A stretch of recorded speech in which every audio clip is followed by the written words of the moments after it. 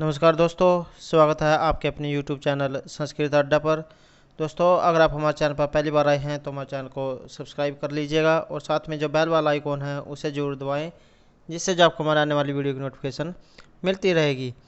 दोस्तों, अगर आपने हमारी पहले वाली वीडियो नहीं देखी है तो उसे आप आई बटन पर क्लिक करके देख सकते हैं और इस वीडियो की PDF आप हमारे टेलीग्राम ग्रुप से प्राप्त कर सकते हैं। उसका लिंक आपको डिस्क्रिप्शन में मिल जाएगा। दोस्तों, आज हम करने वाले हैं हिंदी भाषा में पैडागोजी और जो व्याकरण से संबंधित क्वेश्चन जो एग्जाम में आते हैं वे महत्वपूर्ण क्वेश्चन। तो फर्स्ट क्वेश्चन हमारा लोकोक्ति। लोकोक्ति का क्या अर्थ है? तो पहले तो ये अर्थ जान लेते हैं कि लोकोक्ति का अर्थ क्या होता है। तो लोक उक्ति अर्थात लोगों की के द्वारा जो है कही गई बातें। तो ऑप्शन हमारे लोक में प्रचलित उक्ति, अप्रचलित उक्ति, व्यंग्यार्थ या गूढ़ार्थ। तो लोक उक्ति, लोक अर्थात लोगों के द्वारा जो बातें कही जाती है वही जो लोकोक्ति कही जाती हैं। तो राइट आंसर है ऑप्शन ए, लोक में प्रचलित उक्ति अर्थात लोगों के द्वारा कही गई बातें। दोस्तों, अगर आपको जो है किसी अर्थ का मतलब नहीं पता लग रहा है तो उसे आप जो है उसकी संधि करके भी अर्थ के बारे में जान सकते हैं। जैसे यहाँ पर लोकोक्ति दिया गया है तो लोकोक्ति के लिए लोक प्लस उक्ति अर्थात लोगों के द्वारा कही गई बातें। नेक्स्ट है समास। समास का शाब्दिक अर्थ। समास का शाब्दिक अर्थ क्या होता है? ऑप्शन हमारे संक्षिप्त, असंक्षिप्त, उपरोक्त दोनों या इनमें से कोई नहीं। तो समास समसनम समास हैं। तो समास जो है इसका शाब्दिक अर्थ क्या होता है? तो ऑप्शन हमारे संक्षिप्त करना, असंक्षिप्त करना। संक्षिप्त होता है किसी भी शब्द को छोटा कर लेना। तो समास का जो शाब्दिक अर्थ होता है संक्षिप्त अर्थात जब दो अक्षर होते हैं तो उनको जब अब मिलाया जाता है तो उनका जो है एक अर्थ हो जाता है। तो यही होता है शब्दों को संक्षिप्त करना, दो शब्दों को मिलाकर एक शब्द बना देना। नेक्स्ट है उर्वर। जो उर्वर शब्द है इसका विलोम शब्द क्या होगा? ऑप्शन हमारे मसूर, ऊसर, अस्त या अलर्ट। तो उर्वर, उर्वर किसे कहा जाता है? तो उर्वर होता है बंजर भूमि। तो बंजर भूमि का जो विलोम शब्द है ये कौन सा होगा? ऑप्शन हमारे मसूर, ऊसर, अस्त या अलर्ट। तो जो बंजर भूमि होती है इसका जो उल्टा होता है जिसमें फसल होती है। तो फसल होती है का जो कौन सा होगा? तो राइट आंसर है बी, ऊसर। उर्वर होता है जो जिसमें फसल नहीं होती और ऊसर जिसमें फसल होती है। नेक्स्ट है अनेकार्थी शब्द मुख के गलत विकल्प का चयन कीजिए। जो अनेकार्थी शब्द है मुख, इसके गलत विकल्प का चयन कीजिए। ऑप्शन हमारे गूंगा, वाचाल, चुप या विवश। तो अनेकार्थी शब्द जो ये मुख शब्द दिया गया है इसके विकल्प का चयन करना है। तो इनमें से गलत विकल्प का चयन करना है। ऑप्शन हमारे गूंगा, वाचाल, चुप या विवश। तो मुख, मुख का जो गलत विकल्प है यह है वाचाल। वाचाल कौन होता है? वाचाल होता है जो ज़्यादा बोलने वाला होता है, बड़बोला जिसे कह देते हैं उसे जो है वाचाल कहा जाता है। नेक्स्ट है कौशिकी जो वृत्ति है इसका संबंध किस रस से है? ऑप्शन हमारे वीर रस से, श्रृंगार रस से, करुण रस से या अद्भुत रस से। तो जो कैशिकी वृत्ति होती है इसका संबंध किस रस से होता है? तो कैशिकी वृत्ति का संबंध होता है श्रृंगार रस से। राइट आंसर है ऑप्शन बी, श्रृंगार रस। नेक्स्ट है तर्णी, तनुजा, तर्तमाल, तरवर, बहुछाये में कौन सा अलंकार है?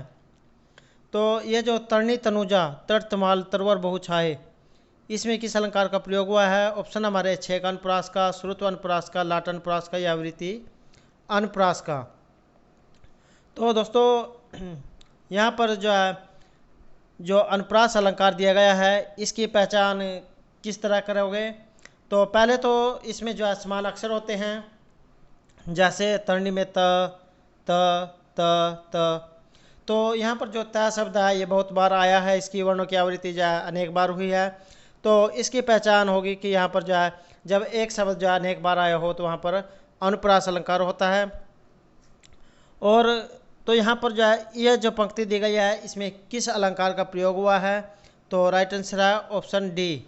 तो यहाँ पर जो है वृत्तीय अनुप्रास जो अलंकार है इसका प्रयोग हुआ है। और जो एग्जाम में ये भी पूछ लिया जाता है कि जो अलंकार है कितने प्रकार के होते हैं, तो अलंकार जो दो प्रकार के होते हैं, शब्दालंकार और अर्थालंकार। नेक्स्ट है सांकल का तत्सम शब्द। तो ये जो सांकल है इसका तत्सम शब्द क्या होगा।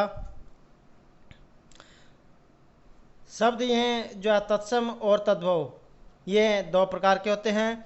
तत्सम होते हैं जो संस्कृत के शब्द होते हैं और वैसे के वैसे ही जो है हिंदी में भी प्रयोग होते हैं, और तद्भव होते हैं जो संस्कृत से प्रयुक्त होकर जो हिंदी में आते हैं लेकिन वो क्या है उनका रूप बदला हुआ होता है।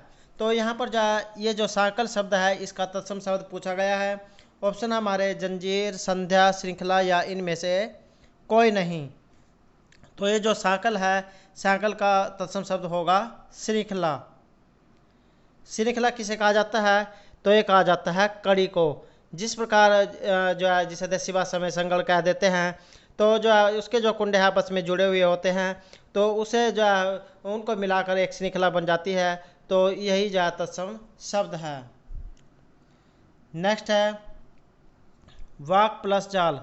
वाक प्लस जाल का जो संधि शब्द है ये कौन सा होगा। ऑप्शन हमारे वागजाल, वागजाल, वाचाल या वाच जाल। तो वाग और जाल इसका जो संधि शब्द है ये कौन सा होगा, तो राइट आंसर है ऑप्शन ए वागजाल। यहाँ पर जो ये वाक शब्द दिया गया है यहाँ पर जो है इस वर्ण का तीसरा वर्ण हो जाता है क, ख और ग। तो ये जो है व्यंजन संधि में आता है, तो इसमें जो है क को ग हो जाता है, वाग और जाल। नेक्स्ट है इनमें से किस शब्द में उपसर्ग का प्रयोग हुआ है। तो इनमें से ये जो शब्द दिए गए इनमें से उपसर्ग का प्रयोग कहाँ पर हुआ है। ऑप्शन हमारे उपकार, लाभदायक, पढ़ाई या अपनापन। तो इसका प्रयोग कहाँ पर हुआ है, राइट आंसर है ऑप्शन ए। तो उपसर्ग का जो प्रयोग है ये उपकार में हुआ है।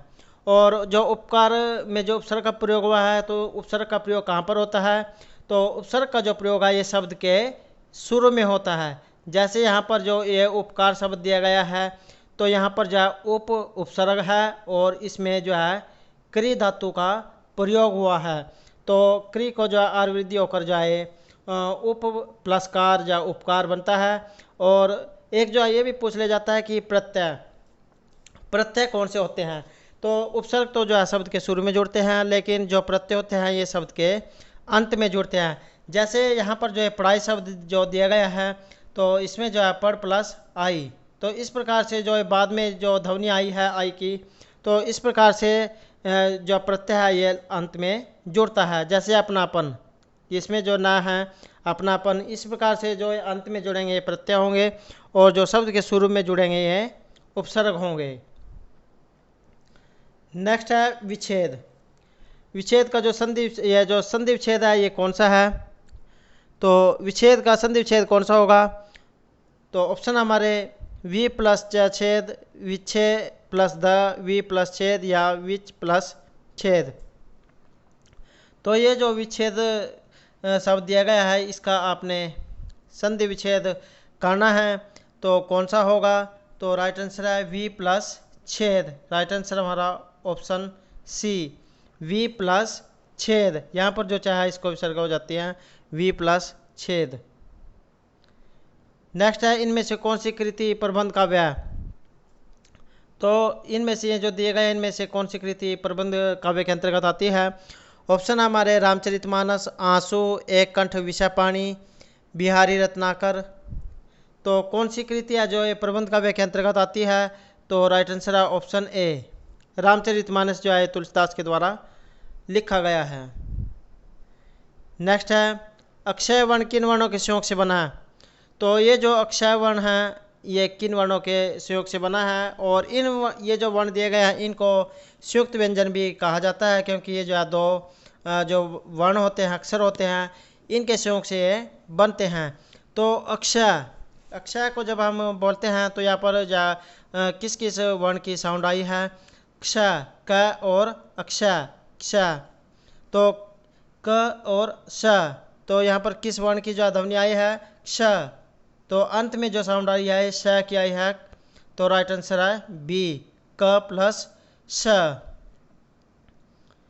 नेक्स्ट है हिंदी की जो कक्षा है इसमें प्रायः हिंदीतर भाषी बच्चे अरुचि प्रदर्शित करते हैं।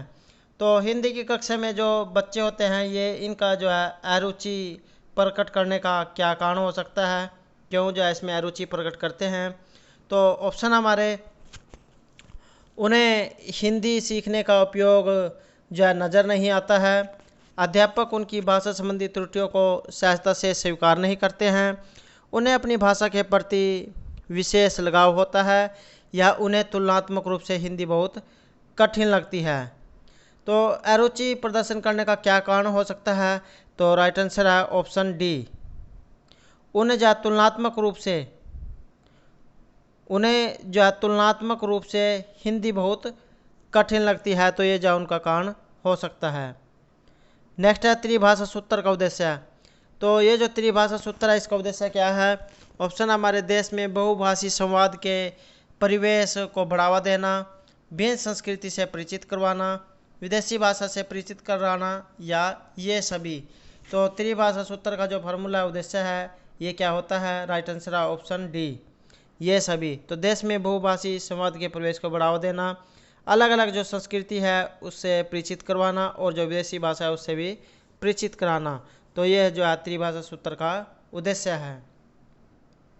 तो दोस्तों ये थे हमारे आज के हिंदी भाषा के जो महत्वपूर्ण क्वेश्चन।